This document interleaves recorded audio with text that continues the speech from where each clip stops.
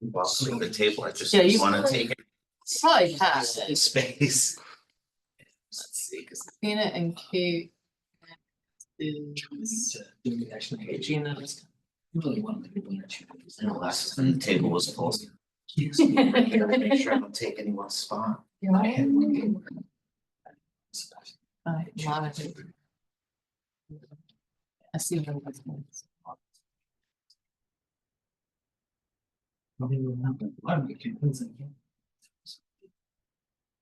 It's like. I screwed up.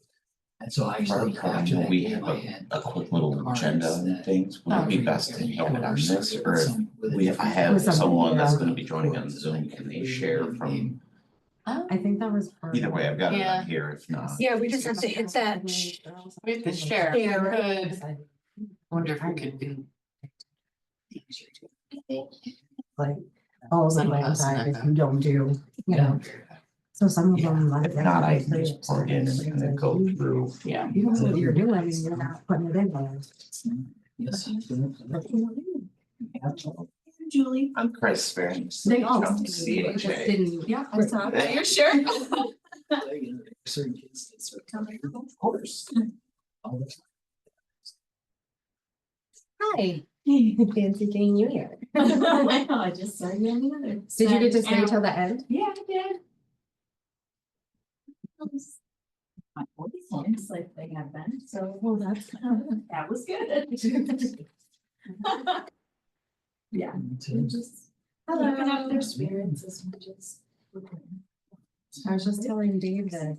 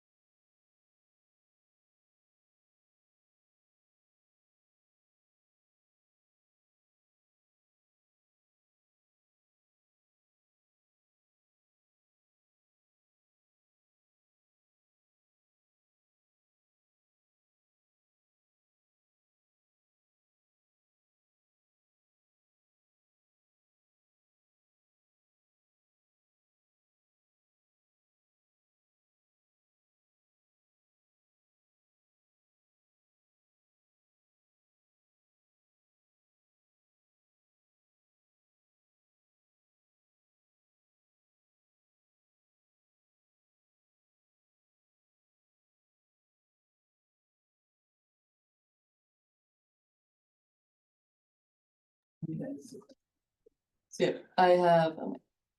I had it muted, guys. Do you want to turn the video on? Here we go.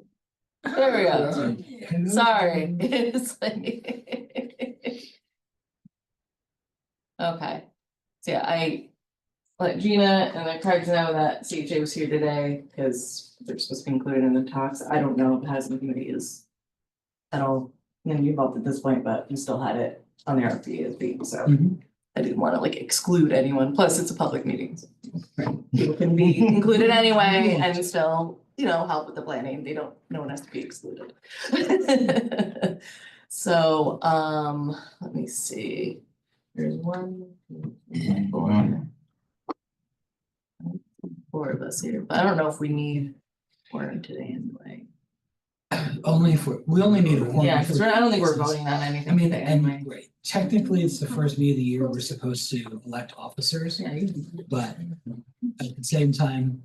You saw the, like I told. I saw that she was elected. Yeah, I know, I'm like, Go me. I told them that last year. This happened last year like, too. the board does not, the board can approve it, but by the bylaws, the We have to vote on Commission. it still. selects their leaders. So when we, It's like, it's not a big deal, I don't think we're planning to change it. yeah, but when we have quorum, we'll do an official. So, Okay, so there are a few people that are names that we don't. Sorry, I'm gonna stop talking. I just want to apologize for my video. I'm on my home computer and it's apparently not working. Oh, So- no problem, Gina. Okay. So I guess we can go around the room. I guess we need to really quick do introductions. So like I'm Leslie Debo and chair of the commission. And I don't know how many years we've been on here now, just a few, but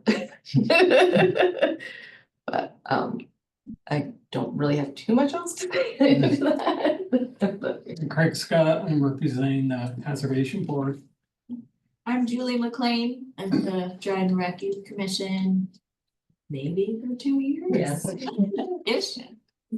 Got you hooked for 10 years. Marty, that's how you? It's a 10-year bid. Yeah. I'm Will Olson. I'm on the Dryc Commission. This is my first year. Marty Conger, Director of Recreation. David Peck, Dryden Rec Commission, and I have no idea how long I've been Yeah, on. some numbers. Lost count. Founding Yeah. member. Chris Richardson with CHA. Allison, you may Oh, introduce yourself. Allison Schlick, Deputy. Clerk. I don't see Kate anymore. Athena, do you want to introduce yourself? Sure. I'm Athena Steinkraus. I work for Real Youth Services. We supervise the Dryden Youth After School Programming and the Dryden Hours program through Cooperative Extension. Kate, do you want to introduce? Can you all hear me? Yep. Yeah. Yeah. Okay, sorry, I'm on my phone. I left my laptop at work because it's been a long day. Kate, Director of the Tompkins County Youth Services Department and the liaison to the DRYC. And then there's John. John Hickok, CHA, project principal. Brad here. Hi, sorry. Yeah, Brad. Brad Will, I'm a resident of Dryden and on the Dryden planning board, so I'm just sitting in and listening, pretty much. Cool. And then Gina. Hi, everybody, Gina Cassidy from the Planning Department. Just keeping an eye on things for our group. Okay. So to start, and I think I mentioned in my email to you, we do have, and my ring is stuck in my hair. We do have some general updates from people and then we can No dive problem. into it and we'll figure out if we need to do screen share or I don't know, we'll do that, but. probably not right. Okay, Leslie, I don't really have anything I'm going to. okay. Just- You want me to skip? Also, I Yeah. don't know if Jason's gonna make it or I don't think there's any town, anyone from town board. what. Is anyone from town board coming? No. I don't know. Jason said he was gonna try and get here, but it didn't sound promising, so. Then Athena, do you have any updates? Yeah, I'll just go really quickly. Dave had a really great overnight with 10 high schoolers at the Arnott Forest out in Newfield. They were joined by a group from the Lansing Youth Services as well. So, and it was pretty cold, but they had a little bit of heated cabins. They had some fire in the fireplace out there in the lodge. And they had a really great time. They did a little bit of cross-country skiing and some sledding and just made the most of the colder weather. This was like January 3rd-ish, I think is when. So it wasn't this cold as it has been for the past couple of days. But all of his programs for this round are all full. We have an interview coming up on Friday for the Dryden Hours position. Fingers crossed, think good thoughts. And I think there's going to be 10 or 11 of us in the room. So It's going to be a big interview committee. And then the only other thing I wanted to join, pre-COVID, we would every other year kind of do either a presentation for the youth commission or for the town or village boards. And so we're bringing that back. So if possible, if I could have 10 minutes at the February meeting for Dave is going to bring a group of youth and come and do a little presentation and show you what some of the stuff they've been learning and such. So I think that is it. Contracts have been signed and we're good to go for this year. So thank you. Kate, your turn. The only thing I wanted to mention, I have sent out an email with a link to the vitality checklist, which is just it's sort of an internal temperature gauge for you guys to sort of look at the composition and the organization and the structure and just the leadership and how things are going in your commission. It helps us set goals and just track things year over year. And so it takes probably about 5 to 6, 7 minutes to do it. If you're new, when you do that, if you would just go through and hit 3, we really don't, that's sort of the middle. We don't really look at those middle sections. We really look for the lows and the highs. I'll send the link back again, but it really does allow us to sort of gauge how I'm doing to be your technical liaison and sort of how you all are feeling about things. So that's my plug, and I'm looking forward to the interview on Friday. And then the idea is for us to finish it by February 14th for the vitality checklist, or? Yes, yeah. And then I'll bring it to you and sort of look at where you were last year, where you were this year. It's not intended to be perfect data, but it does give us gives just things to think about and ideas kind of for your goals, which don't have to be large. I know you guys have a lot on your plate, but and then we take that data and we present that to the legislature so they can kind of see how we're doing. So. And then we'll review it at February's meeting. Yeah, I'll bring the data. Sorry, yes. Then I will bring the data to you, and it'll be a year-over-year comparison, so you can see how things have gone over the last 2 or 3 years. So. Okay.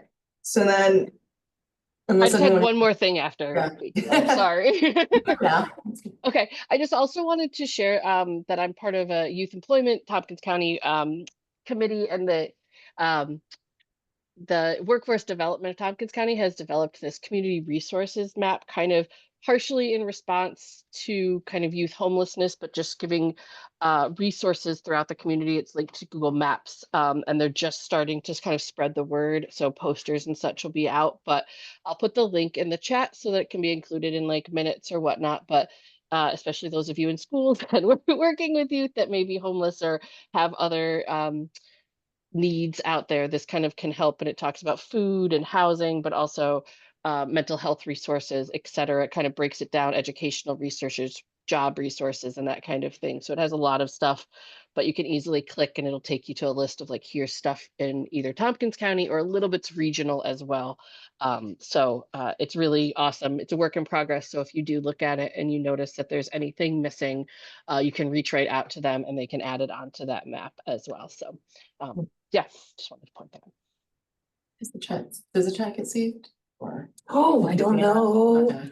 Tina, do you want to email it to us? Oh, I'm not really yes. safe in the chat. Yeah, I'll just send it right through the list services. Listservs. Well, okay, yeah, I just wanted to make sure. Okay. Okay, so then, unless anyone has other questions or updates, we can move on and let CHA start talking at things. So I'm trying to figure out the best. John has the same okay. agenda, if that way everyone is available to see if he can share. Yeah, I think if I make him a co-host, he should, no, not Gina. Should not have what I need, sorry, Gina. There we go. If I make him a co-host, I think that he should be able to share. Yeah, he's Yeah. I'm always like, I really understand Zoom, and then Zoom does something weird. So there we go.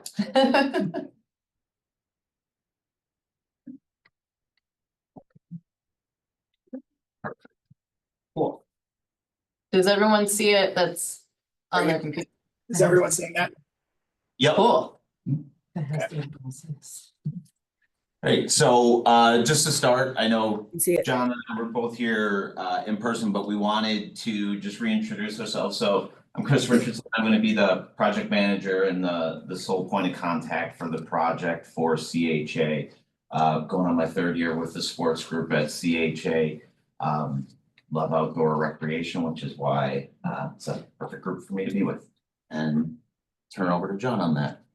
Yeah, I'm John Hickok. As I had mentioned previously, when we were there, I'll be the project principal. I've been with CHA for going on 30 years. I've been in our sports and recreation group for almost 20 years. So I've been through a lot of these, and look forward to working with your group and coming up with a plan that is actionable for you all. And I think one of our other designers, she was very ill today. Unfortunately, she was going to be there in person. Katie Lindsay is not with us. I don't see, she was going to try to join, but she was pretty sick. So, but she will be a staple as well on our team as she puts together a lot of these concepts and things that we'll be working through, and you'll definitely see her on future meetings. So I just wanted to point that out, but looking forward to working with y'all. So going into the individual goals and aspirations of the project, this part, John and I kind of want to just both sit and listen to the group collectively. I'm sure everyone has their own individual opinions on what this project and master plan should entail. And we want to kind of get a feel for what everyone is so that we can gather all that data, make sure we put together the best plan that works for the group and the community as a whole. So we're meeting the needs of everyone with the allotted space. So to that, I'll kind of just turn it over if we want to go, whether it's as a group, one by one, but really this is more us to kind of just understand above and beyond what was listed on the specific bullet points within the RFP, what those needs are, and then kind of as we get that, we can go into detail on each of those specific items a little bit more too. Can I ask you a favor, since I'm remote? When Yeah. somebody in the room is speaking, would they just say their name first so I know who's talking, who to look at? No problem. Thank you. That was Chris Richardson with CHA. Thanks.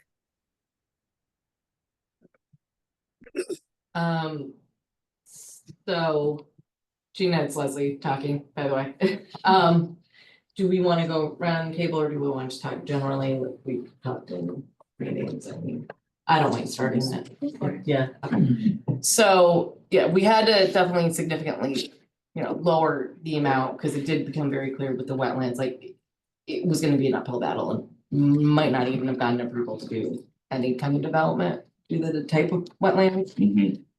So since it's scaled down, we have removed the housing portion of it. So that gives us, just a little bit more clear direction of how to organize everything. But what we really need are fields, I think are a huge priority. And then inclusive playground because kids need something to do while their older siblings are playing games. And then we do have a serious need for some kind of parking because we don't really have parking here where it would be safe for people to access the fields, get their kids there and all that. So I think those are some of the huge primary things. Some kind of building that would have some kind of classroom component with bathrooms would be great to just further expand some other like multi-seasonal activities. And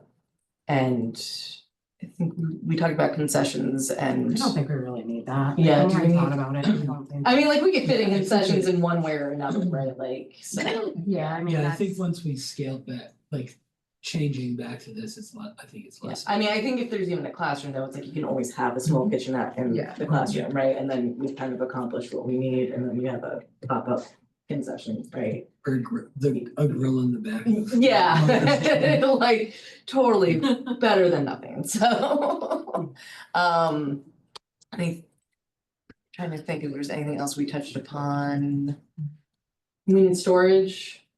That was listed in it was listed equipment storage. Yeah, you don't think we need. I mean, we could have additional storage, it would be kind of like an area, but we don't need anything huge.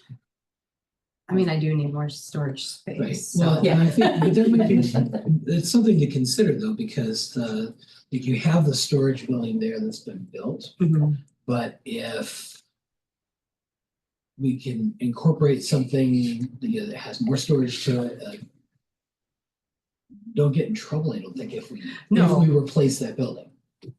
Right? I wouldn't replace it, I would need more, like if I Right. had, yeah. Yeah, it just doesn't need to be like. It's not like a top priority, it's like, if we can, yeah. I mean, it would be nice to Yeah. have. One second. Well, we're gonna find out if that's the case.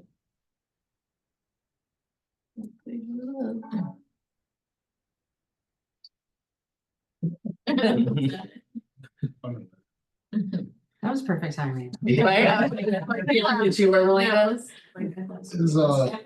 Is lighting, like, are we, like night games, is like lighting for stuff like that, is that? We might, I mean, especially when it's the winter and things get. Whoever's It's not a lot. 6170, who's that? We're not out. Hi, I'm Katie Lindsay from CHA. She made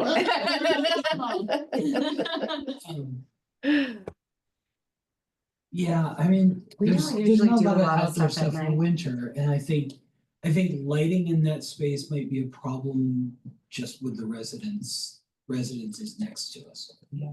That will be next to it. And like, and I think Yeah, like like light pollution is there's a also, lot that- I'm not, yeah. There's a lot that goes into that. Yeah. Oh, yeah, no, we have a whole solar lighting thing going on in Trumansburg at my office, and it's way more complicated than it should. Yeah, okay, I mean, I feel like, yeah, we probably don't need to have lighting, but obviously it's something to discuss and consider, I guess. Like landscaping stuff, does that just come from the town? Does there need to be like a shed there for a tractor? So field maintenance was on my list of things to talk to the highway superintendent. I was trying to think of it. Politically correct. Just kind of see where that's gonna be at, you know, who's gonna be responsible for that. I don't want to just assume that they're going to do it. Or if that falls back on this department, you know, I'm not really sure. So I wanted to talk to him. I just didn't get a chance to get rid of him today. But that is something. I mean, they do keep some of their stuff up here, like the push mower, and sometimes, depending on what it is, in that building. So I don't know. I don't know the logistics of that part yet. And then the other part of it, which I've not heard anything from anyone on the town board about, but it's just that we still have that part with the access road. You know, we're not sure if that's actually, But Doable. that's not our concern anymore. it's not a concern any longer, but we have also put that in as part of the proposal for CHA to do, Okay. which is why it's still, I need at least a clear direction from the board to cut that from the project. I think, I don't feel like I can yet, because it's in the RFP, right? Sure. So I think that's I mean, I can just ask the board, like, how they want to proceed with it, but I also think if we go along with continuing to plan it and not address the road, I feel like someone's gonna bring that up, because that was the understanding as part of the bigger project, so I guess that's my thing, because there's a right of way written in the legal documents. Yeah, Yeah, I but we're just, not using any of that land. right, I know, yeah, that's what I'm saying, like, we're not, right, like, so No. logically, like, we don't need to, but I also still feel like I need a clear, like, written action from the town direction board, from them. yeah. Yeah, Before. because I think verbally Jason had kind of been. Yeah, that it's, not our. I think that's very, It's off yeah, it's off our radar, or off our table now, because it's not our, yeah, doesn't impact this project. Or, well, it's not part of this project from the town position, but. I mean, should I- Officially, yeah, I mean, should I just shoot an email to maybe to Jason and I think Christina's or Yeah. other Christina. rep, Yeah. like, or maybe just, because I just don't. Right, just to verify that they. Yeah, the bureaucrat in me is like, it doesn't say it yet. I need to follow this rule. It is no longer our job to pave over the wetlands. Yeah, exactly. Okay, so I think Gina had her hand raised at one point. Gina, sorry. Oh, that's right. I just want to go back to the lighting. And so with businesses in the town, we ask them to be dark sky compliant. So that's kind of a protocol for having lighting that's not going to be intrusive to neighbors. And maybe, I'm not sure about athletic field lighting, but maybe there's a component to dark sky compliance that would apply to the athletic fields. I'm not sure. There is, yes. Yeah, Okay. Yeah. there definitely is. Unfortunately, there's only one company in the country that can actually certify it as dark sky compliant. So once you put that in the spec, you know, when you're the only one, you can basically name your price. So the price of the lighting definitely goes up. Well, I would say that as Okay, it's sort of money. it's sort of a standard that's reached for, but it doesn't, it's like you are demonstrating the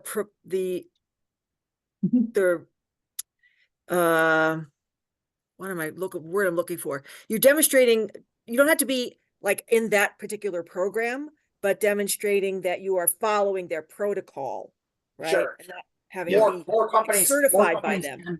Yeah, more companies can do that. The one company that I'm speaking of is they have a proprietary software that can prove that they're dark sky compliant, which they have not released to anyone else to use. So, and I think actually have a patent on it as well. So, they kind of cornered the market on that. But most companies, especially in the LED world and the way lights are directed LED wise, there isn't a lot of spill. Lights are directed on the surface, and they are so directed that sometimes they actually have to shine a light up to actually get light on the bottom of the ball for sports that have high ball fly. So that's how directed they are from that perspective. But definitely can keep that in mind as we move forward. That's a good point. Thank you. Because not having any lighting really cuts the usefulness of the fields. Not, so the only time we use lighting is in the fall, obviously, because everything else is indoors after that. And the only time we ever use it is for like a youth football game. And the only reason we do that is because it's like a special, they get to play on the turf under the lights. You know, it's just, it's an added, it's not, it hasn't happened in years.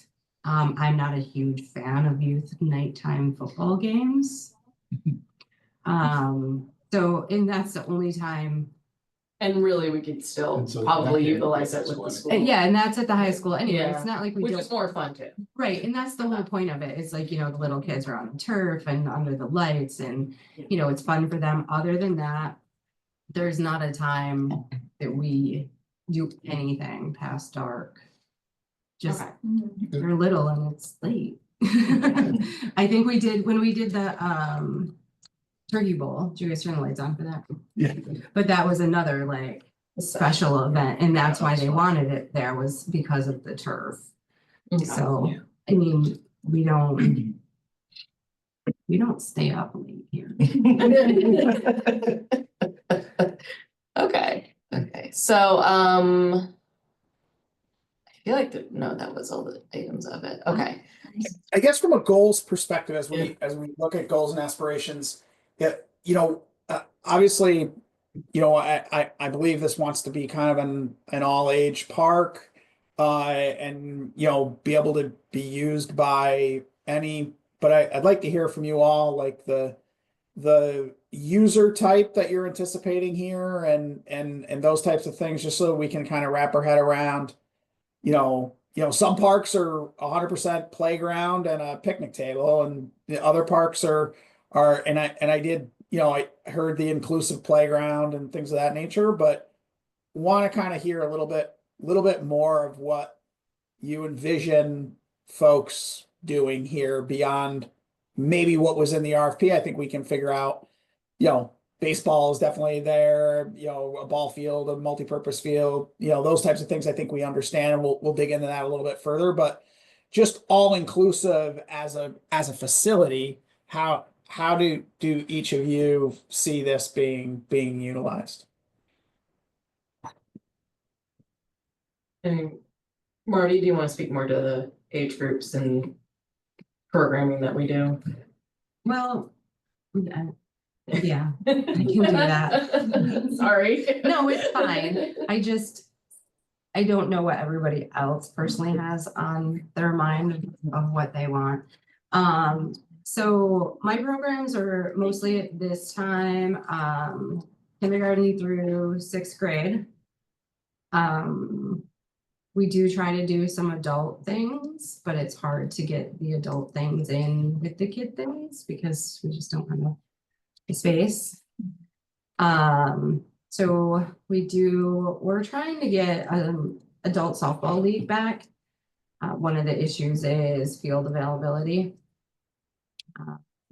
So we do soccer, football, lacrosse. I'm trying to think of outdoor stuff. Soccer, football, lacrosse. What am I missing? I do not do baseball. I do not do softball. Yeah, that would still be up at the high school. So I think that those would be like the basic things. So they can just kind of use wherever. Wherever you, yeah. I think, so those are like the major things. At this point, soccer is a really big thing for me. It's a very large program. There's like 200 kids who play. But the baseball and softball is run through Dryden Little League, which is a different organization. Okay.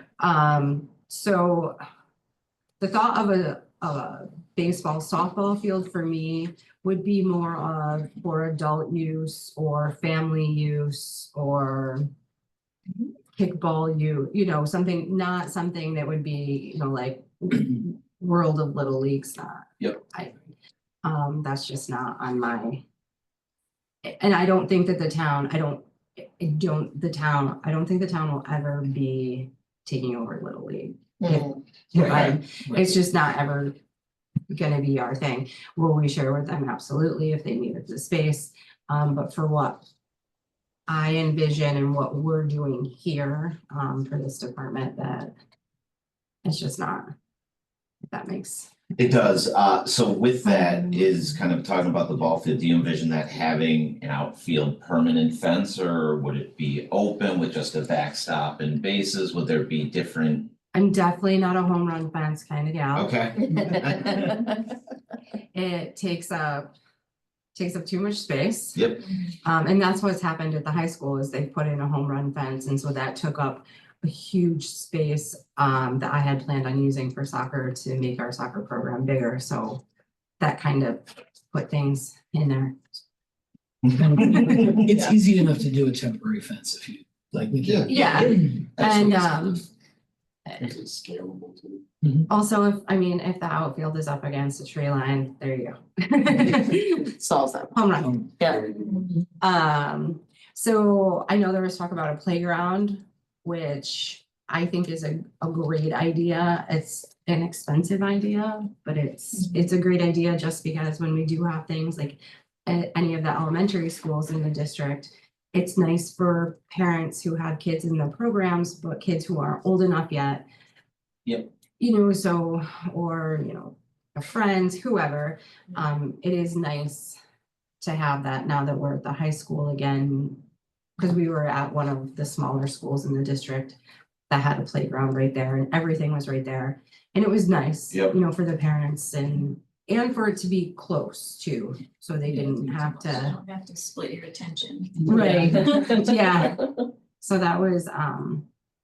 Yeah, I mean, it doesn't have to be like the hugest playground, right? But just Yeah, no, it doesn't have something. to. swing set and Yeah. slide and we're good. I think the one at Gutches isn't that big either, right? I mean, Right. it's just kind of like Yeah. I saw it once and. Yeah, no, it's. Yes, Julie. I just want to piggyback off what Marty said. This is Julie McLean talking.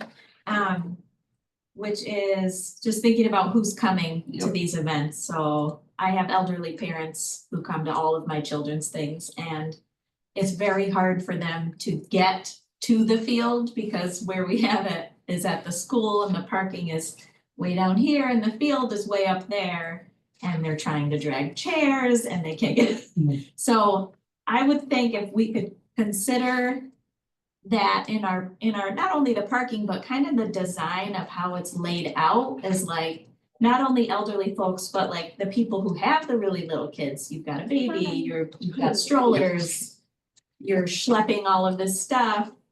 So just a consideration as far as like accessibility of the audience. And then, and two, like I think I've been to some fields where there's a lot of things packed into one setup to where like you almost can't even see what's going on because there's like, this is the softball field, so there has to be a big fence here, but now you're sitting over here in these football bleachers, but you're trying to watch the softball game, like, I don't know, and I know like it's complicated, we don't have a lot of space, but thinking through the human who's coming, driving, parking, schlepping stuff, getting there, can you actually see the game and sit down potentially without having to schlep a bunch of stuff?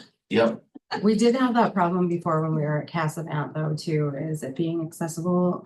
And some people in wheelchairs that couldn't get, Yeah. it's October and they're trying to get through the grass and the mud and to get to the field.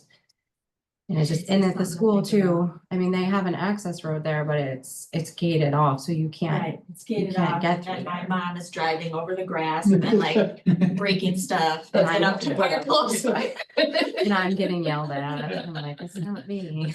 And while it didn't explicitly say it in the RFP, our assumption was kind of again that connectivity and walkway, ADA Yeah. accessible, that works around so that everything flows appropriately, and we work that into our design. So absolutely it was something we're Yeah. thinking.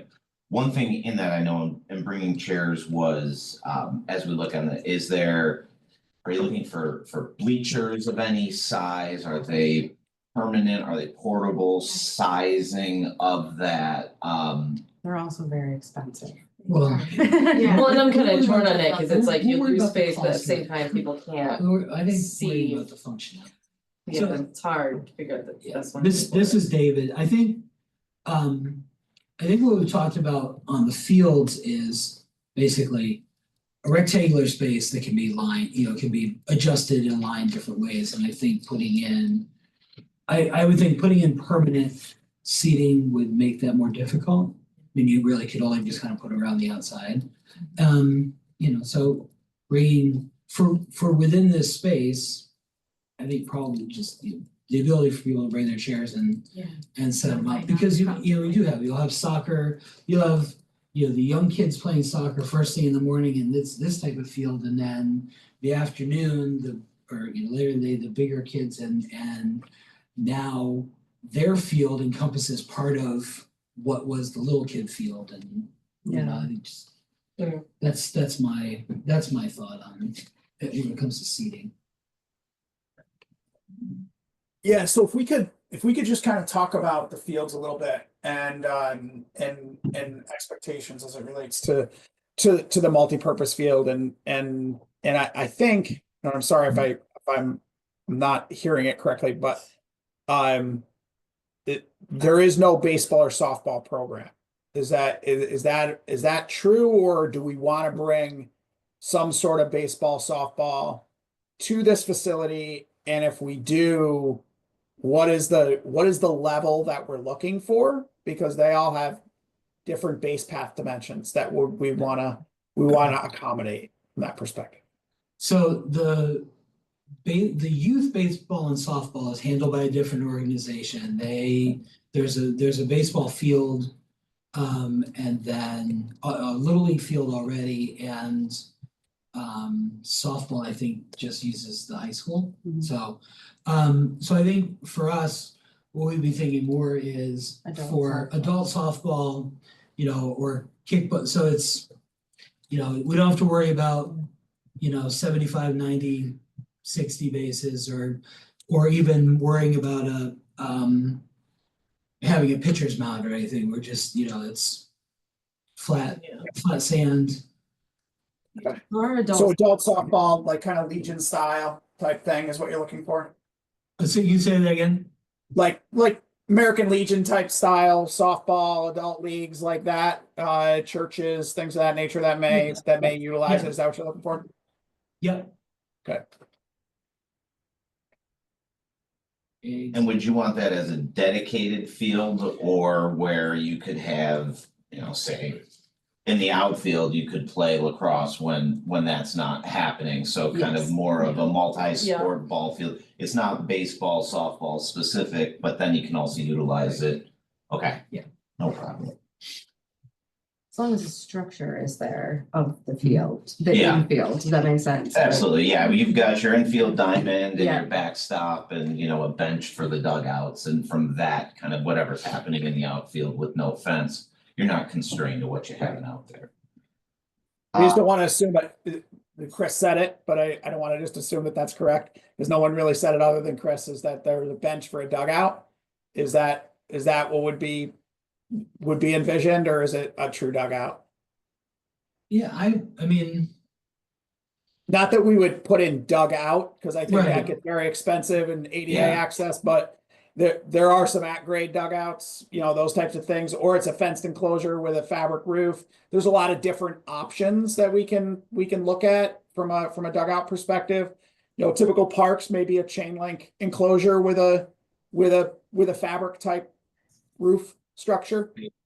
yeah, I would think that that would be, I think, with the most that we want Yeah. to do. Yeah, Yeah. unless we have too much with it. So whether it was just and you guys would, you know, set this up, I'm sure that configure it, but obviously it's the backstop and everything would be in a spot that would not really impact the rest of the field, you know, so if we did have just benches there, or if we had, but yeah, I think personally chain link, you know, fenced in dugout.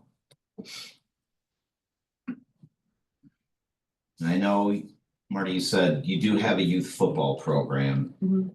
Do you want permanent goalposts for a football field or simply the space to play?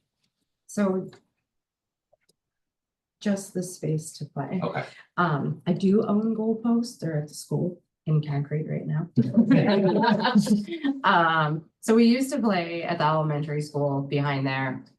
The school got their new turf field, they didn't have a place to play, so we put up goalposts. I own one, they own one, so I have one. And then everything got finished up at the high school. And so they said, hey, you can come back here. So we've been up there practicing on their practice field. I have 3 teams. I have flag football and junior tackle and senior tackle, and flag football's gotten pretty big with the little guys. But then, you know, you've got to share space with the school, which is football, 2 different football teams, soccer teams, you know, so, and then my soccer trying to have practice. So sometimes it gets a little, our flag football team was kind of all over the place. So I don't necessarily, no, but I'm just saying, like, I don't think that we would, well, and the junior and senior tackle don't really even, I was gonna say, do they can. I think they did a couple times this year, just, you know, because they were like, let's try it. But it's not necessary.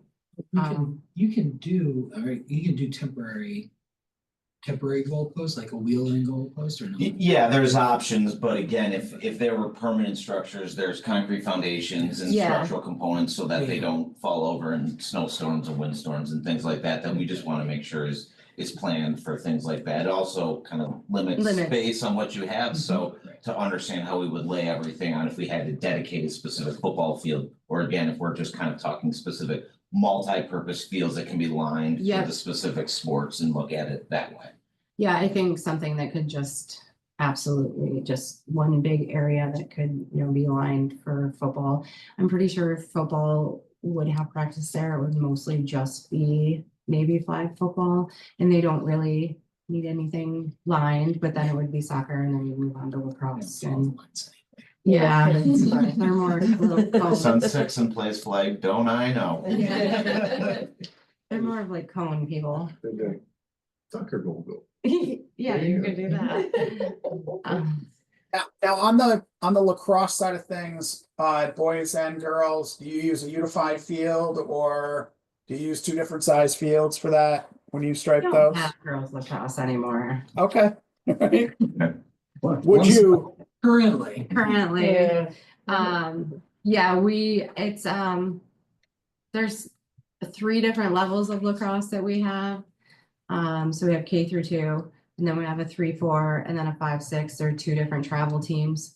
And they use the 3-4 use a smaller field, but we always just move in. We have portable creases that we use, or like on the Sure. turf, we used baby powder before, so it just kind of vanishes. So you're not playing any adult leagues or anything here. So this is all youth, U12 type stuff that we're dealing with. Yeah, I mean, in the future, it'd be nice to be able to have some adult things if we could do it, but like I said, I just don't have the space, the time, the place. Sure. Sure. As far, and I know you'd said kind of, we talked a little bit about lights, but as far as timing of events, and looking at how fields are oriented with sunlight for sunsets, for like a lacrosse goalie, soccer goalie, if you're looking right into the sun, obviously it's a much further impact. So, are you looking at where we would have to take that in, or is everything really happening during the day and we aren't worrying about timing of events and things like that? No, we're not worried about it. Okay. Yeah, so I will just bring up though, Kate brought up this item about renting fields at traveling leagues or any kind of team. And then lights would be helpful. So like if we're thinking about renting it out as a way of, I mean, it would be a revenue source that would help maybe even pay for it. So I think it's a bigger picture question. So I mean, I don't think any of us are really thinking about lights being a definite thing, but obviously I feel like you probably keep that on the bottom burner to continue to think about as we look at probably numbers and functionality of everything. Well, and the other thing, and I know we're going through thoughts of financials and everything with it too, is it sounds like for the most part, we're talking about a field that's sod, but if you do a lighted field, you talk about synthetic turf, which may give you extra playability if you're talking about renting.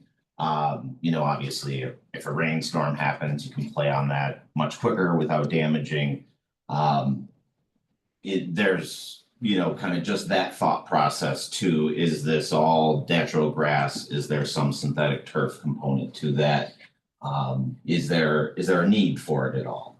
Okay. yeah, I think we want to avoid turf. Yeah, I think what we're really thinking too is what best will not incur, I feel like a ton on maintenance. I think is probably safe to say, just to try to be as efficient, I think, with things, because it's not like we have a huge department or ability to like maintain, Yeah. yeah. You make the parts. Can't have Marty maintaining all the fields. Can't you use that Bricks program to get kids to experience landscaping? There we go. So we can turn it into turn it into a program, right? I can talk to Athena. Yeah, there you go. On the natural grass side of things, are you, based on not having a lot of staff and maintenance and things of that nature, obviously it's got to be cut, it's got to be fertilized, got to be, those types of things to maintain it properly. Obviously there's a few different levels of natural grass fields that you can build, and all of them have differing levels of maintenance required, and all of them have differing levels of cost. Where an amended topsoil field, the playability of that field is, I'm thinking is probably fine for your uses, you know what I mean? But, there also is a sand based, there's a sand cap, there's, things that drain a bit quicker to get you, onto the field sooner. But as you increase in cost and increase in quality of the field, it also increases your maintenance need, right? Because you are getting a higher quality field. you know, I know synthetic seems to be off the table, but really, once it's in, it's in. But you do have a replacement cost down the road, right? So that has to be considered in, but quite frankly, your natural grass has a maintenance cost yearly, where your synthetic cost is slightly less. And I think maybe after this meeting, we have like a matrix, and I can get Katie to pull that together on the different natural grass fields and their pros and cons. And you know, and we have like a cost comparison too over time, you know, life cycle cost analysis of natural grass versus synthetic, just so that you're at least educated on it. Even if you don't want synthetic, I get it, totally get it. I'm not trying to push. We design all types of fields, so I'm not trying to push it, but I always like to inform just to make sure everybody understands the differences and the expectation with a natural grass field. A lot of people think I got a brand new natural grass field, it should play like Yankee Stadium. It's not going to. You know what I mean? Unless you pick the Yankee Stadium type grass field. You know, where it can pour out and you can jump on it and play on it in, you know, 2 hours. You know, that's a very, very expensive field. As opposed to, you know, the natural grass fields that you may see, you know, around, you know, in parks like this. And then I think the last thing I would say is, if, you know, when we go natural grass, obviously there's two, as we plant the grass, there's two options, right? We can plant it in place and let it establish, or it would be sod. So we would roll the sod out. Both of those will require at some point, especially in the beginning, water. So there has to be a thought process on whether we're going to irrigate it or we're just going to put it on the contractor to establish it. But there's going to need to be water available to make both of those options viable and sustainable. So just want to put that out there as well. And then when discussing all this and going through the fields and all that, because of the wetlands, which we're not really, hopefully not going to disturb at all, but I'm assuming, Craig, we have to think about how any kind of irrigation or Runoffs, is going to yeah, affect them, absolutely. right? Definitely, Okay. yeah. And that's all a part of. Yeah. Kind of once the full on design, that takes it. In fact, as far as the master plan, we wouldn't get that detailed, but. Yeah, If the project moves into fruition, absolutely, you're gonna get all that part of the design with the utility drawings and everything that happens with the SWIP and erosion control plans. Craig, are there any concerns you can think of from any of this discussion though? Or, I mean, we're just figuring out master plan anyway, but. I don't think so. I mean, I think you have a handle on, you know, Understanding what it is and Yeah. what it all entails and things like that, absolutely. yeah. Okay.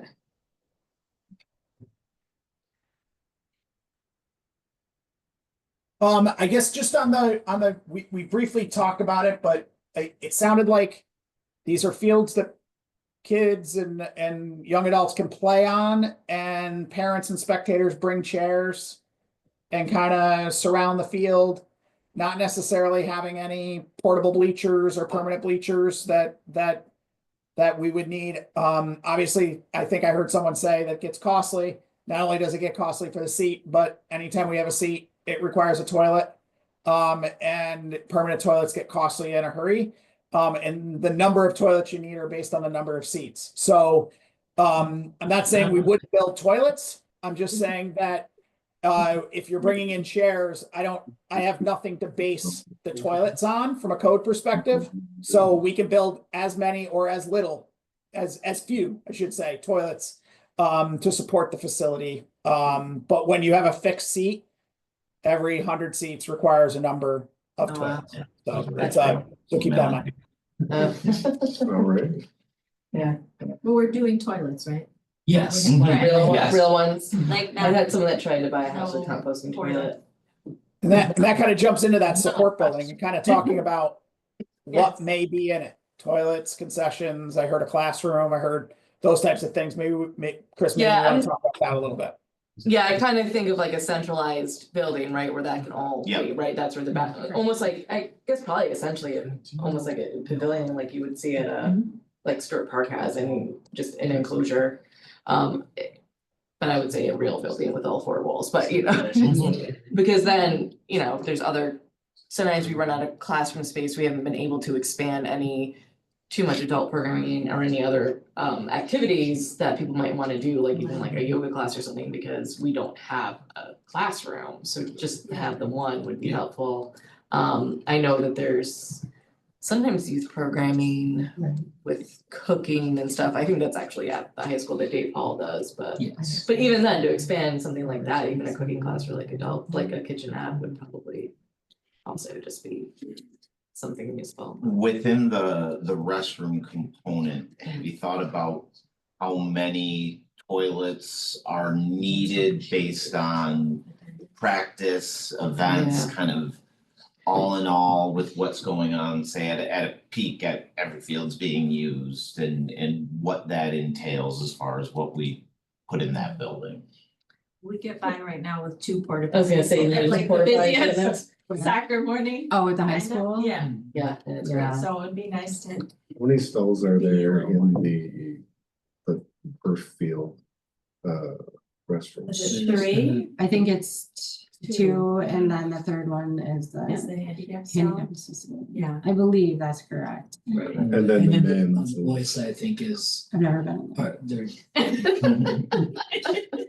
I appreciate you sharing that. That's okay. There's accessible, there's two stalls, I think, in one urinal. One there, urinal. but So I do have We could access, just do a trough.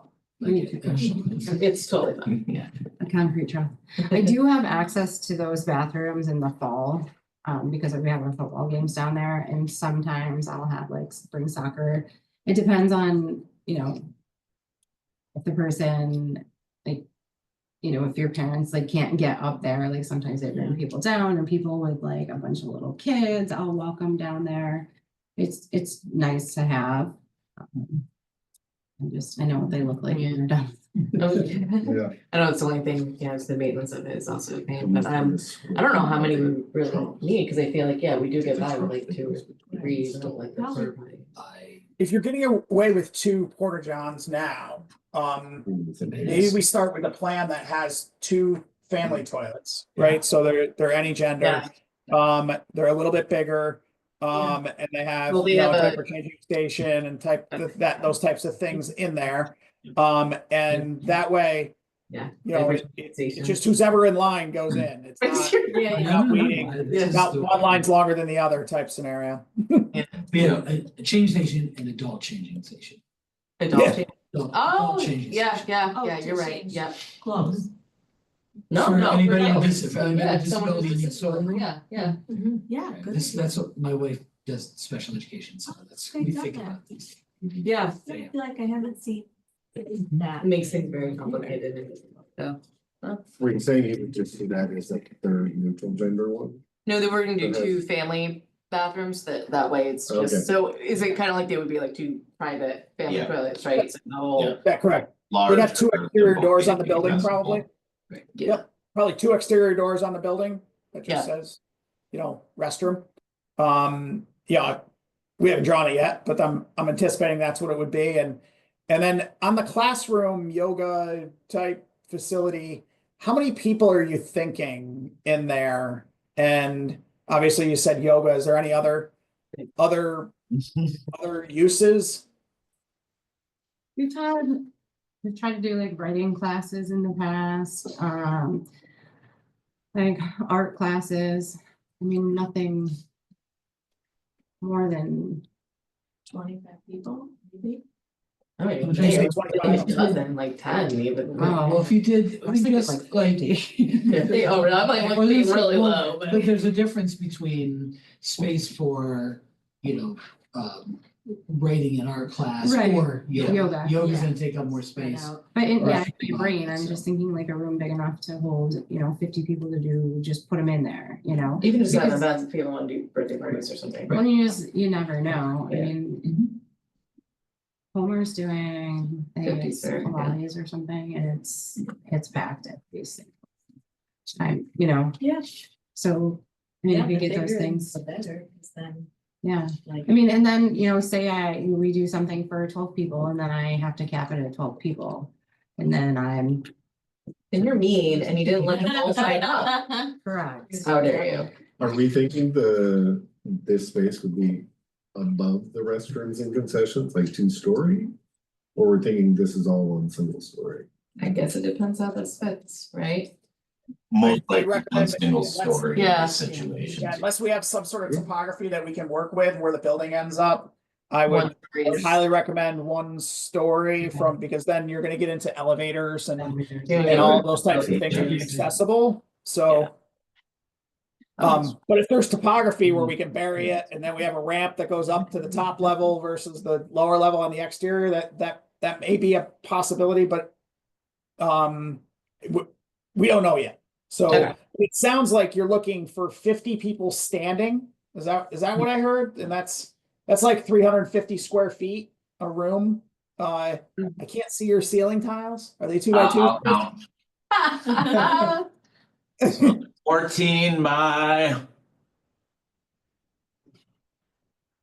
14 by 20 in here. That's 280. So that's 280. Yeah. So it's another half of that room bigger, basically what it would be. How many of these rooms would you want combined? I'd say at least 3. I was gonna say bigger, I would say bigger than that, Yeah. no, because I do have to, yeah. I think- 750 square foot room. Yes. Yeah, I mean, a typical classroom's about 800 square feet. So Okay, yeah, that's fair. My living we room could is- say 800 square feet plus or minus on that and see how it fits in. There's 3 of us. My whole house is 1,500. So. I'm not fancy, I just want a big old fun house. Yeah. Okay. And a private basketball court. Can I bring up another Yeah. just No. consideration? That's- Yeah. This is Julie again. Sorry, it's Julie No, again. no, No, please it's do. okay. Absolutely. Little one. Picnic pavilion? Picnic pavilion, maybe, no. No, it's not even really this concrete thing, but it's like. I just feel like this town has been waiting a very long time to do this project, right? I've only been on this group 2 years, but my understanding is it's been years, possibly decades. Decade. Okay. No, yeah, we're This- trying to do something like this, yeah. So I guess what I would think about is making like, I don't know if it's aesthetic is the right word, but like a consideration where it's like, wow, this looks really cool. And this is like a place where kids really want to play. Because I think it matters to them if they have to play on like a crappy field that's flooded half the time and doesn't have like candy for sale or whatever. Like, I think it matters to the Marty's programs that like we have a nice pleasing space with like maybe there's like a great sign from the road, even when you're driving, you're like, oh, that's cool. Like, I didn't know Dryden had that. Like, we deserve something nice because we don't get to build things very often. And I just want that to be like a factor. And I know that I don't know if that adds a cost, but I think it's more just building off of your design expertise to like consider Yeah, I mean, that. my organization like had the neighborhood kids help plan the playground at one of our apartment complexes, and which was like, they thought that was so cool. And then the more Yeah. recent one that's over by BJM Elementary, there's a big mural there, and the elementary school kids at BJM were the ones that designed it. And it was just like, Yeah. and they're super excited, right? They see it and they're like, it's our mural, Yeah. like, so, I mean, stuff like Yeah. that does, it makes it more exciting for them. Right, like a feeling of pride. Yeah. Right, I think we want, this is David, we want things to be, I wanna make sure Gina knows who it is. You know, you want things to, we need the utility of it, but we, Yeah. you know, and I know that they're gonna think of that anyway, is just the aesthetics of it as well, because yeah, it's, you can have something that's utilitarian that just looks ugly. Yeah. But since the fall of the Berlin Wall, we don't do that anymore.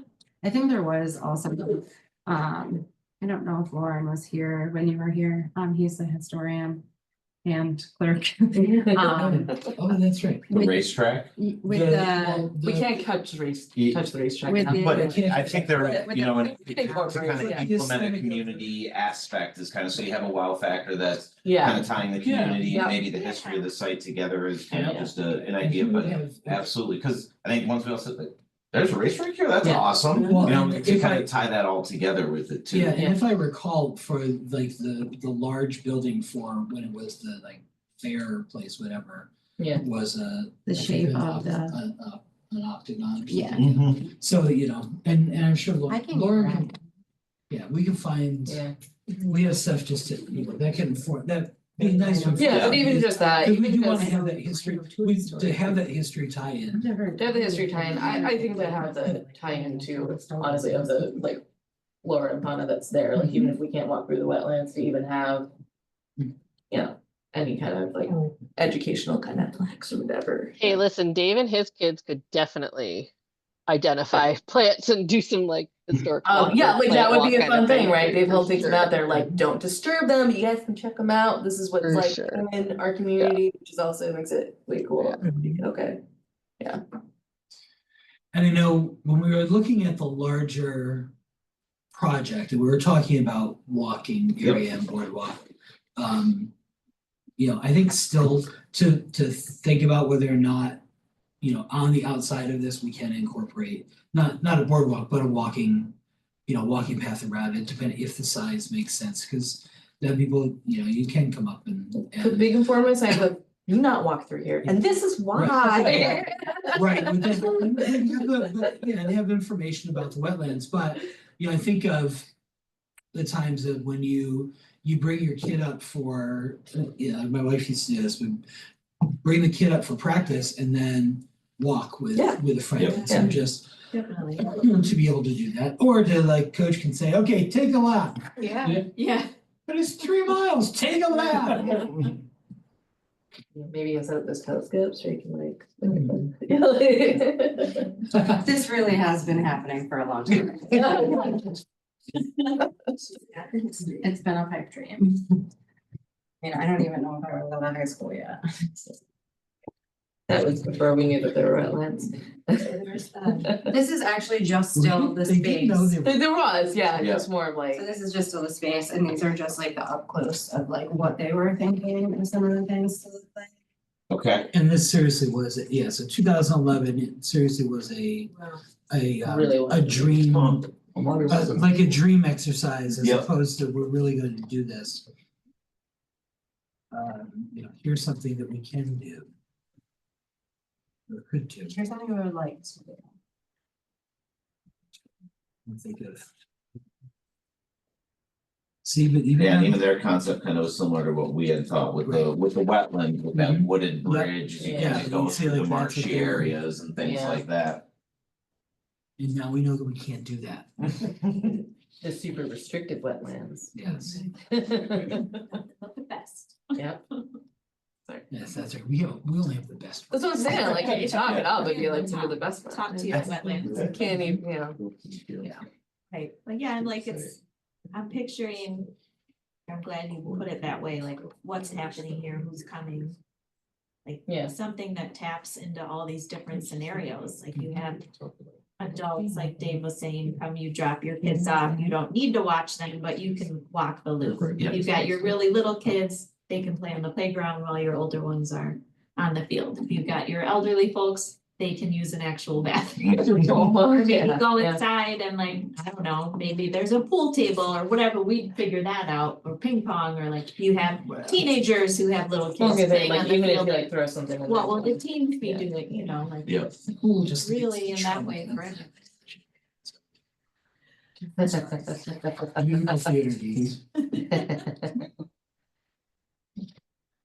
One thing I know we've talked about was that there needs to be centralized parking, in an event where we have 50 people, are we thinking all 50 would drive individually as far as spaces? I know we're restricted on the size from what we had, and we obviously want to reduce and have as little impervious space as possible so that there's more green space, but we don't want to not have enough parking for the events that you're looking. So I mean, would there be situations where you're thinking you would have 50 people in the classroom with events and sports going on at the same time? So on Saturdays, when we have soccer, the younger or at one age group plays at 9, and then at 10, 2 different age group, so you have 4, so that's 3/4 of 200 there.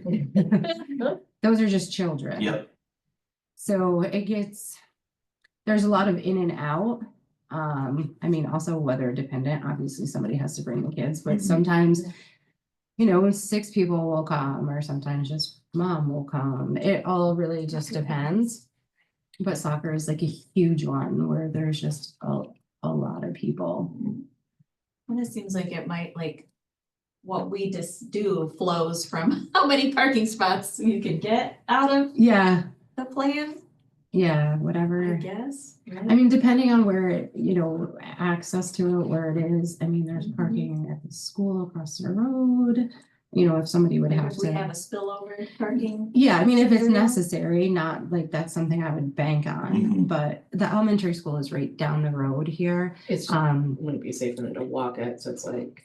Well, I would Right, hope this- they're with their parents. You drop Yeah. off your kids and then you go park the car. I mean, there is. Walk back up. Your kids can go. But there's also like spillover and like I wonder if there's even a way to even. Maybe there's a way to shuttle it, but for the. No, few- the parents can be responsible to do Yeah, something they can of this. start from the. They can get their kids there.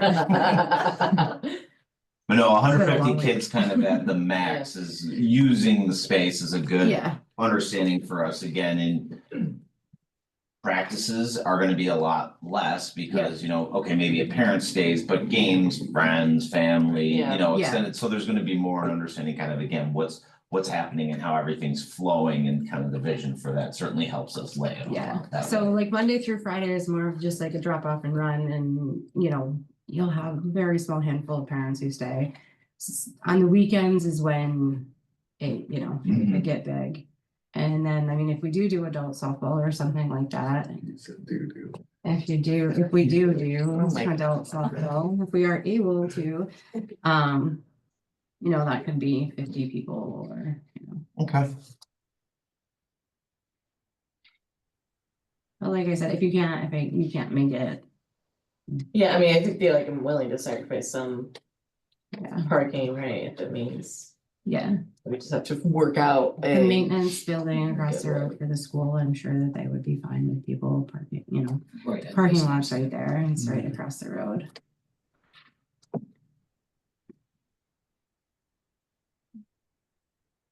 I'm sure the houses there alone, they'll just let them park in their drive. Well, there's all this parking out here.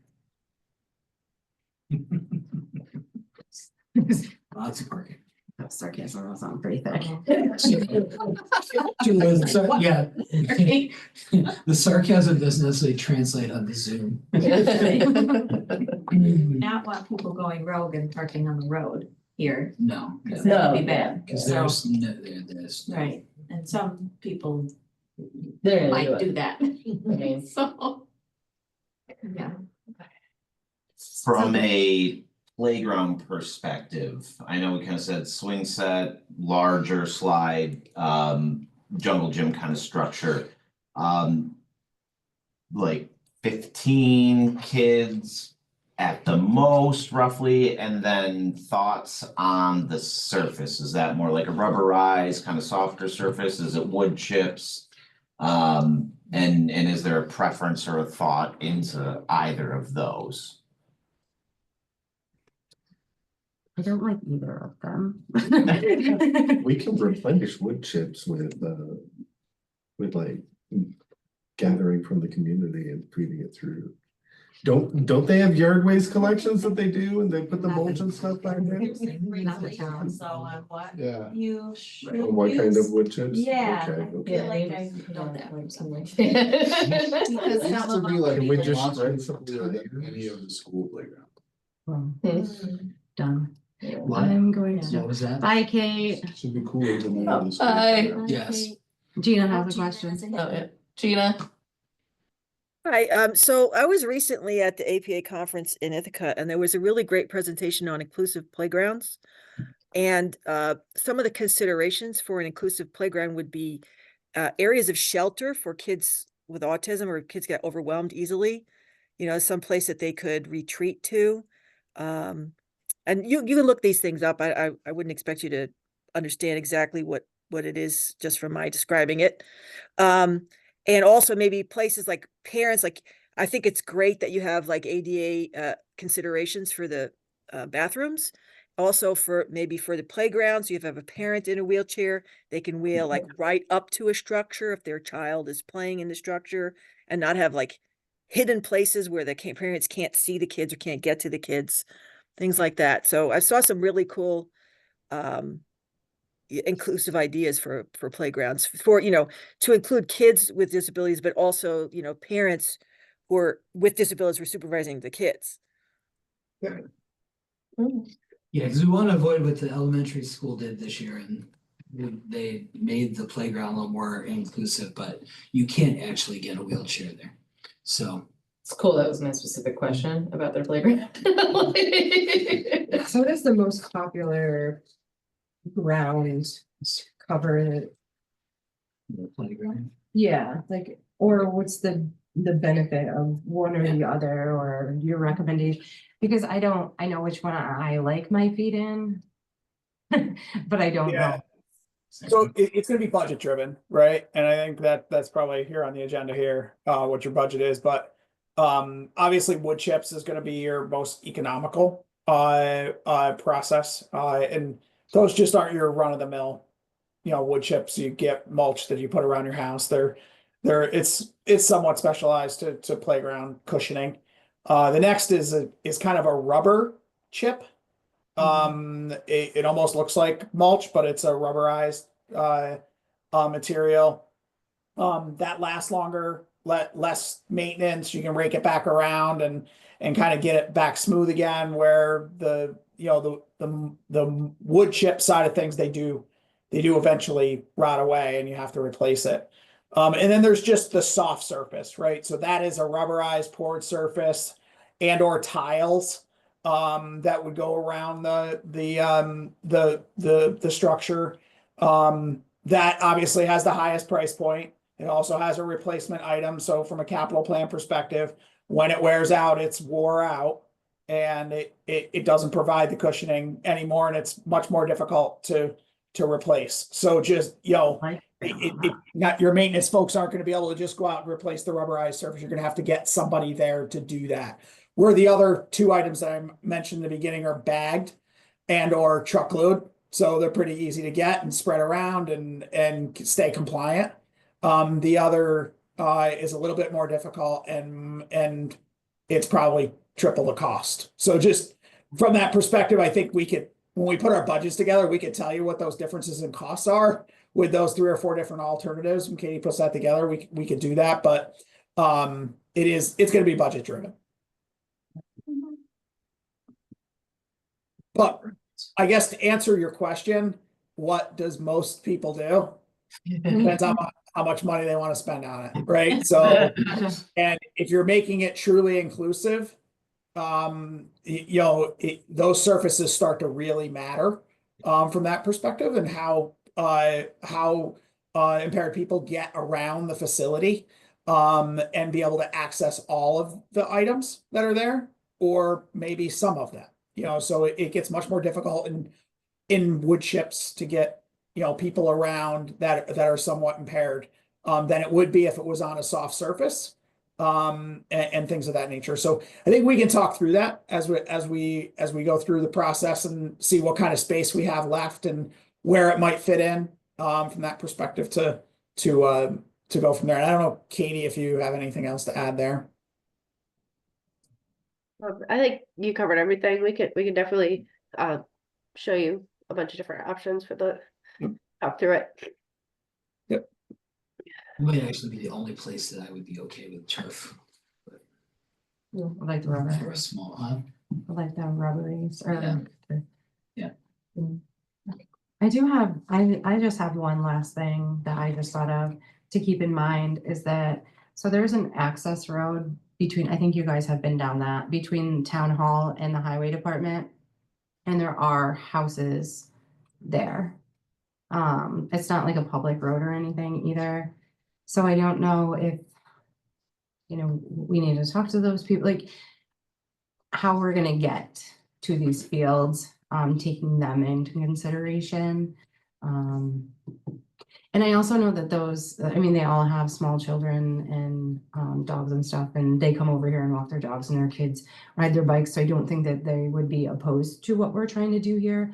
I just think that it's something that we need to take into consideration. No, absolutely. That was actually, we haven't gotten to it, but Oh, sorry. when we get down lower, one of our last questions was if there were any other stakeholders that we need to discuss the project with other than the specific group, and those neighbors definitely would fall in that, you know, as a group that we want to reach out to and again, be informative and let them know what would be happening here kind of as this Yeah, is all going And then along. keep them informed as we go through Yep. cases. I think every house but the one right here has small children. Every house down through here. Yeah. They're always very nice. Yeah, but I mean, it'll be disruptive. I mean, no matter what happens, it'll be. That's it'll be, right. so. And then, Yeah. yeah, and then the house next door and then the one right by highway. I know they have a son there. But no, that's absolutely one of the things that kind of just to understand, are there other groups that need to have their opinions heard kind of in the grand scheme of what we're looking to do, just to make sure that those concerns are addressed and that we aren't missing anything that, like, hey, you just put the main access road right in front of my house. Yeah, that was, well, and then there's actually, so the house that's right here, and then there's an empty lot. The town actually owns that empty lot right there. Town has a right of way through there. don't they? Yeah, right, they own that piece right on 392 Virgil, whatever you want to call it, East Main Street. Yeah, kind of.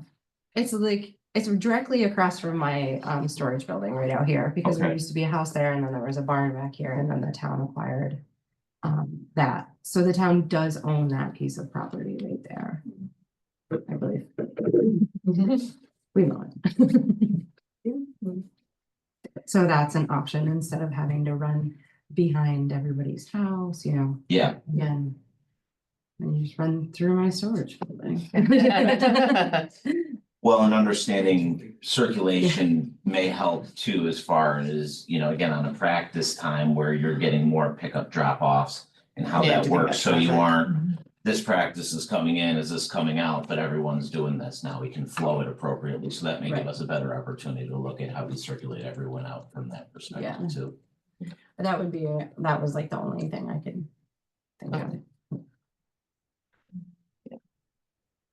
Do we, would we eventually have though, a community meeting outside of the people that are adjacent to it, of just community members in town and village of Dryden? Is that, I mean, my experience is usually that's what we do and then people yell at us, but I didn't know if that was our plan here.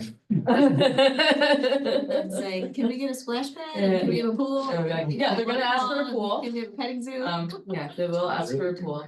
There will not be a pool, do not have that.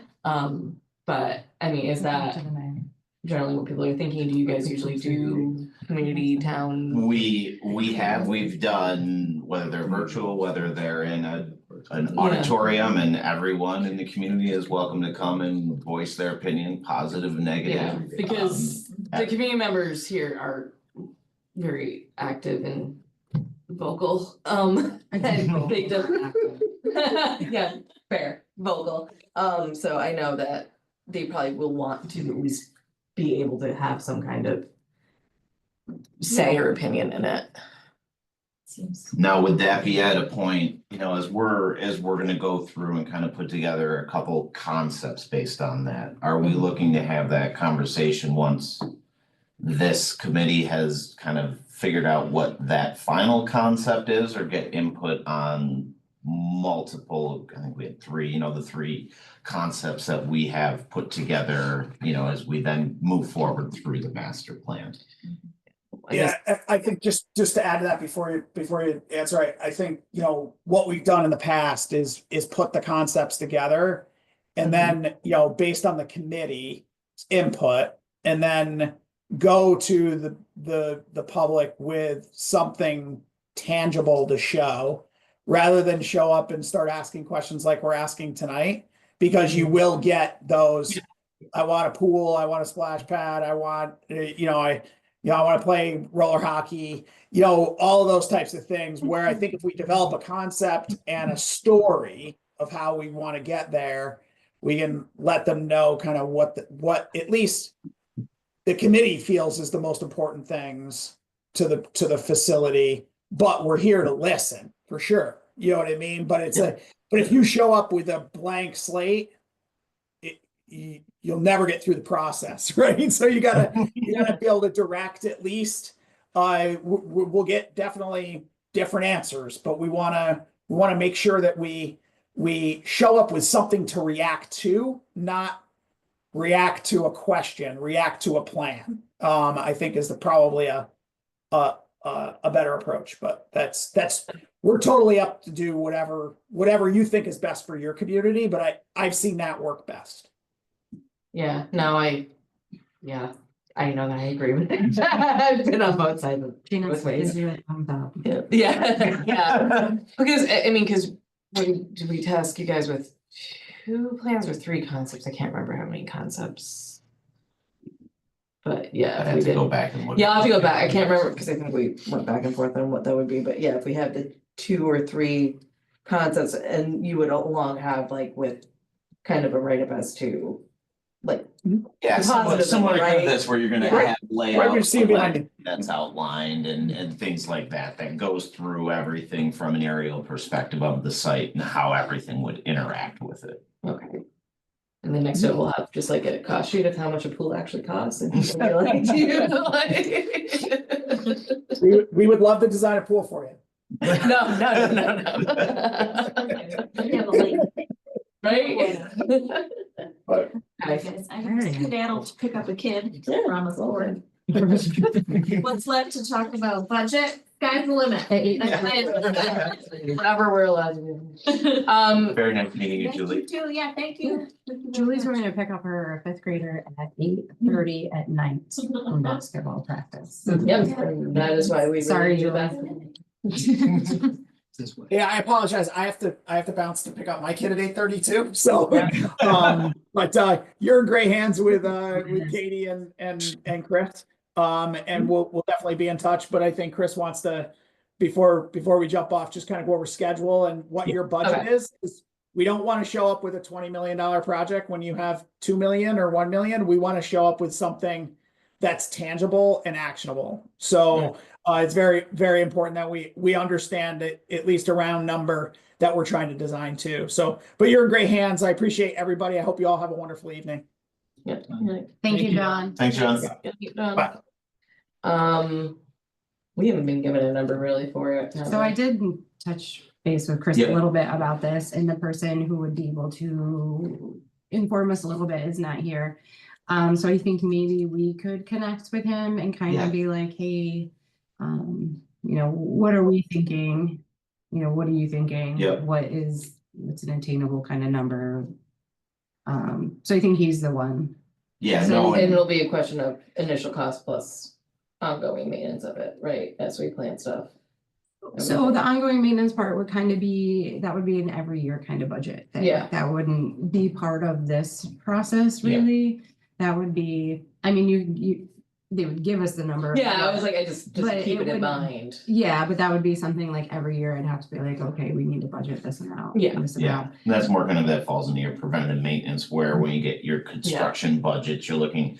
So whatever the design fee up front is, then what it costs to build it, and then any of the testing, then inspections that kind of go through that process. Because And that's what that full kind of budget would be as Yeah. far as in that, but. Like John said, there's a lot in here, and certainly the great thing about sports is there's a ton of awesome stuff, but it gets expensive. And as we keep adding more and more components to that, we don't want to have everything and then everyone expects it. And it's like, oh, we can only do a tenth of this. And that's where we want to make sure, again, what we're showing in the concepts is actually tangible and can be done with the whole group. And then while working at the budget, Julie had sent to us stuff on a grant application for, was it BRIC? What's it called? But I don't know, do you guys have familiarity with like other, like any grant funding opportunities? Also, I mean, possibly? I don't know if we have specific ones Hi, that we know, Dana. because they're always changing. Yeah, But yeah, there's that's- it depends certainly, on when we we're are ready to start. familiar with multiple different state, federal, all local. I mean, it's amazing the different alphabet groups and words of funding agencies that there are, so. And each one has their own different rules and regulations to Yeah. play by, so. So budget, you guys will talk through. Yeah. Yeah, I then think talk it's to just Jason. more understanding, I think is there at least an initial target, you know, and that's, I think, we don't need a specific, it's Yeah. more. Just generalized, and then, you know, if we are talking about a much larger concept, is then there potential fundraising opportunities that come in the future where we look at this as a phased approach, and Okay. here's the master plan for the whole site, but it's a three phase, kind of just depending on how that works out. Okay. And then, so then the other part then is to work out timeline now, or? So, well, a couple other things as far as the scope goes. I know there was a community center in the RFP. I think that probably was initially on the larger site, but Yeah. it still was on, but I was thinking kind of with the 50 Yeah. space room that we didn't need a separate community center. This No, is we're all just- gonna be incorporated. Yeah, into yeah, the we're just site. looking at like the small building, Yeah. one-story building. And then the other thing was the solar component. Is there any requirements? We're talking some solar panels to try to power the building? Is it, if there's some extra area to build like a solar farm? We're not building a solar. Okay. Yeah. I think we're thinking more if there was a way to incorporate solar or renewable energy, Mhm. yeah, for what we need, so for the building or anything like that. So I think it's Gina- expensive too, but yeah. Gina might be able to help us out with this as well, because I was just talking to Amanda about it. Because Gina and Alice Green, have been working, you know, they've been working to get like a lot of grants for the town through, I forget exactly what it is. But part of my question was, you know, is there anything out there where maybe solar or something green to get heat into the building I currently have, like not heat, but that my basketballs aren't junk every year. So that may be something that, you know, Gina might be able to help us out with, or have any knowledge on if the solar, if there's grants or stuff like that, or what's best to power the small building and the bathrooms and that kind of stuff. Gina, do you have any? Well. No. Well, so I'm just thinking, the climate smart communities, there's a common funding application that we can fill out. The clean energy community seems to be winding up. So I don't know how much, if we're able to get any more funds out of that, but I'm really glad you asked me that, because, you know, if this group that's working on all these energy projects, you know, if we have a target, you know, some aspect of town operations that we want to help fund, you know, energy wise, I'll bring it to the task force and tell them the needs. So yeah, I will look into that and see if there's something we can do. Okay, thank you.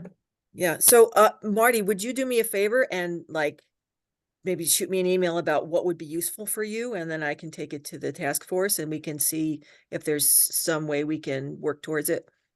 Yeah. Yeah, thanks.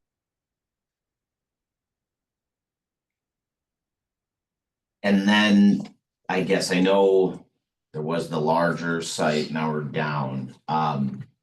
Are there future plans to try to then reincorporate additional land that we would need to anticipate above and beyond what we're looking at in the Not- initial? No, None not of the this- I way, was reading yeah, this and it not the was way right the in lands there. are set up. Okay. So, yeah. Perfect. Okay. Then as far as a schedule, we were trying to go and follow this committee as just kind of our generalized timeline and what we were looking at. So taking all the information we got tonight, it'll probably take about 3 weeks to put all our concepts with some preliminary costs Okay. as far as what we have, what it would incorporate. And again, I think we need a little bit more information on the financial standpoint, but we know, at least from the target, how to start gathering and laying out the information kind of within the site. And then that gives a week for comment and review, which is then 4 weeks and gets us to this next committee meeting. Okay. And if it's, again, it's another just conversation, obviously it's a much shorter one. We're now reacting and not just kind of an open conversation about it. But these are what we like. This concept is certainly a higher priority, you know, how we look at those, we can rank them. And then if there's things about all three we want to try to integrate, how that works, and we get to that final concept. And from there, then we can look at, we like all this, but we don't have enough money. We can start pulling things out as project ad alternates and understanding that financial value, but how they're broken out as far as a bid goes and things like that, so that they're listed. And then again, reviewing those, and from there, it'll take us about 2 weeks to incorporate everything into a final colored site plan. Similar, again, kind of this, Yeah. but on a different scale for what this new project site is. Okay. And then in that timeline, I guess at what point does it make sense to people to have community input? Is that somewhere when you have the?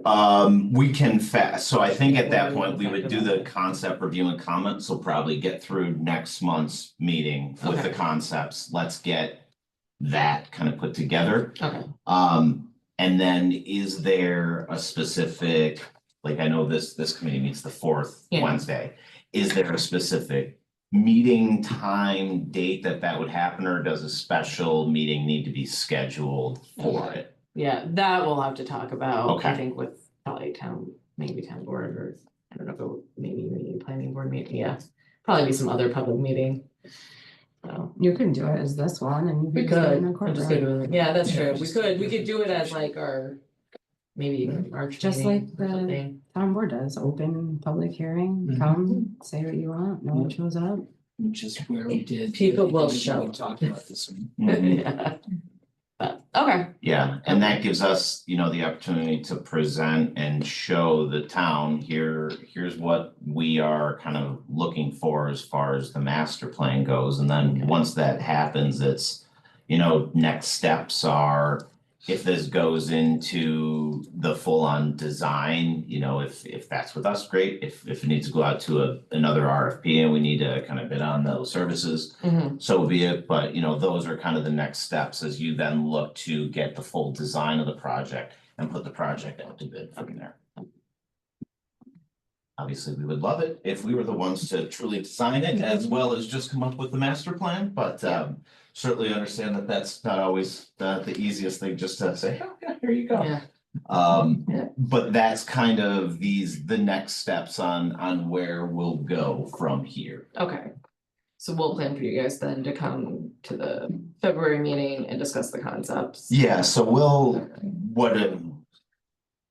that puts Which, yeah, us we're the like fourth. February 26th is that meeting. Yeah. So I'd say our target would be like Monday, the 17th, to get this group, the three concepts, gives everyone time to react, comment, review. We can discuss, and you know, if there's some initial comments right out of the gate that we can already adjust to kind of have new concepts ready for everyone to look at. Great, but if not, again, it can be more of a pointed discussion on the specific concepts than generalized like we're doing tonight. Yeah, and then for that meeting, it'll be a similar timeline where beginning, there'll be updates. It sounds like Athena and Kate have a little bit more to talk about next time, just to give you guys a heads up for time, and then No we'll problem. dive into this. Okay. So anything else you guys need from us? I guess other than the neighbors, are there any other stakeholders who we need to talk to before the general public is spoken to? I don't think so, because I think it's us, we have our town board liaisons. They're in the group email anyway, and then we have conservation board, so make sure you're copied in on conversations. Again, I mean, housing's out, but they haven't officially broken up with this on this project. I feel like it's not included, but I let the housing committee know that we were meeting, because I was like, they're still community members, they still might want to have input, but I haven't heard from them on that, so I don't think we need to fully incorporate it unless they ask, I guess, but I can't think of anyone else really that needs to be included. I don't think there's anybody else really in that area. Yeah. There's a cemetery. I want to talk to them. Pull the seance and it'll be cool there. I can't think of Yeah. any. Okay. any- If anything comes up, obviously, just let me know and, we can reach out as needed to, whether it's an individual or group. Yeah. No problem. Any specific questions for us as far as the project or next steps and where we're heading from here? So. I think we can call it a night. Perfect. Thanks for coming. Just one thing, Gina, I know you were mentioning the inclusive playgrounds. There's a group I've worked with in Rochester called Endless Highway. And they specialize specifically in whether it's autistic friendly or full-on inclusive playgrounds. They do some great work and have done some really impressive stuff around the Rochester area. I know my guess is they were probably at what you were at in Syracuse, but just something to look at if you're interested. Definitely some really good ideas, and they've done some really groundbreaking stuff out there. Yeah, it might have been the company that was giving the presentation. That would make sense. Yeah, it looked really, really interesting. Yeah. Even to the fact of if you have a picnic table, then you would have like Yeah. 3 benches on 3 sides. Yep. And then space for somebody to roll up their wheelchair. And then what I really loved was having the playground such that if the parent was mobility impaired, they could still get to where their child was. I love that idea. Yeah, and they have things like there's certain ones where they have specialized swings that can pick up people. Then they had the different merry-go-round items where a wheelchair can roll on and do that accessibility with the kids. Yeah, it's Yeah. really amazing what they've I think we are talking about the same company. Yeah. That's